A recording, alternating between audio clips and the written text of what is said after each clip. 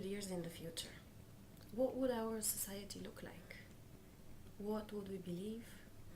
What would be the government like? Would we have the same kind of governments as today, or something completely different? And what about technology?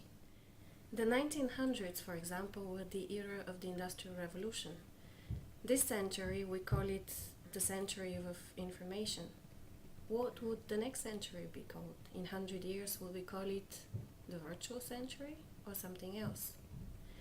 Now, roll back to 2025.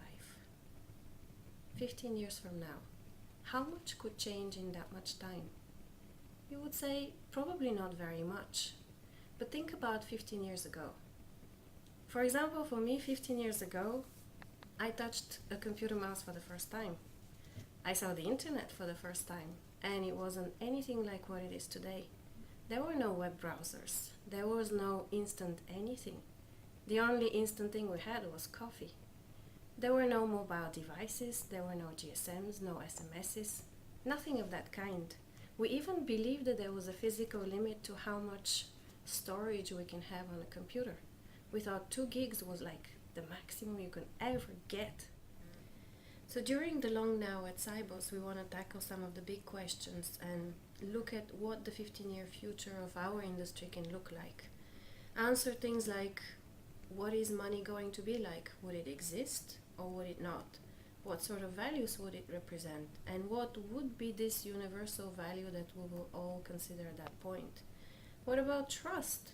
Would we be able to establish relationships between each other without trusted third parties like the banks? What would that mean to them?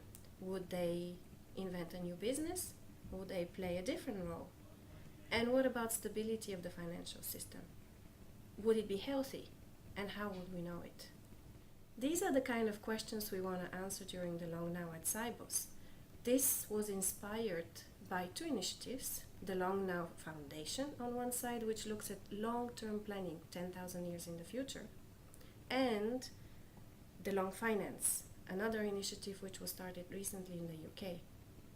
We're very lucky actually to have with us at Cybos 2 representatives of these 2 initiatives, Paul Sappho on one side, who is a board member of the Long Now Foundation and who is also the closing speaker of Cybos, and Michael Mainelli, who started the Long Finance.